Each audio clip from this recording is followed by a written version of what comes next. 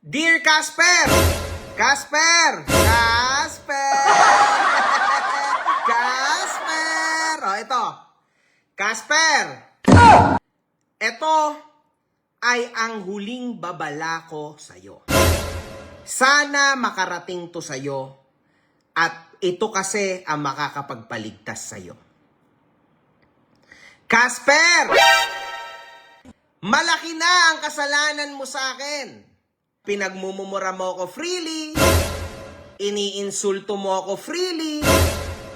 Hindi naman kita inaano. I was just calling you Casper. Sa totoo lang, medyo may awa pa rin ako sa'yo. Okay? Now, ayaw kitang madamay kay gusgusin. So, binibigyan kita ng 48 hours. Oh no! 2 days, Casper. Ano bang araw ngayon? Wednesday? O, Thursday, Friday ulit. O, appointment natin, Friday. Friday ng gabi. Gantong oras, 7 p.m. ng Friday. Seryoso na ako. Kapag ikaw hindi umalis kay Norman Gusgusin at hindi ka lumipat sa akin, magiging malungkot ang Pasko mo. Hindi ako tulad ng amo mo na puro tokis lang. Hindi ako tulad ng amo mo na puros kasinungalingan. Kapag sinabi ko, unfortunately, nagkakatotoo. So you will need to be careful sa next decisions mo.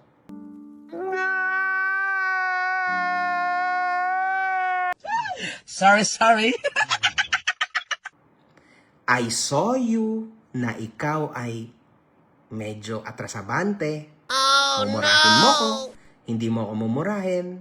Tatarantaduhin mo ko, hindi mo tatarantaduhin. Pinapakyuhan mo ko matapos na lang yung utos sa'yo ng amo mo, di ba? But this is serious, man. This is very serious. Kung ito ay makakaabot sa'yo at makikita mo itong pagmumukhang to, ibig sabihin dapat matakot ka na. At dapat maging thankful ka. Kasi hanggang sa huli, gusto kitang isalba. Kasi sure ako wala kang kapera-pera, Casper. Naniniwala ako 0 ang pera mo sa bulsa mo. And unfortunately, wala akong choice.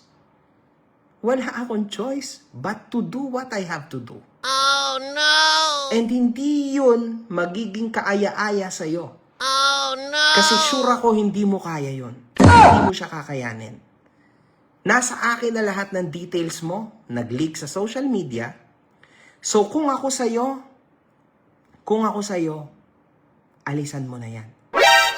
Dapat by Friday 7 p.m., wala ka na sa live niya. Once na nangyari yon, tinupad mo yon, simula Friday hanggang sa habang buhay, wala ka na sa tabi niya,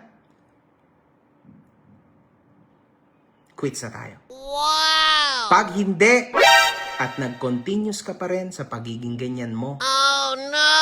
tahimik na lang ako mga kahobra ko. You guys will see. One love. Good fucking vibes.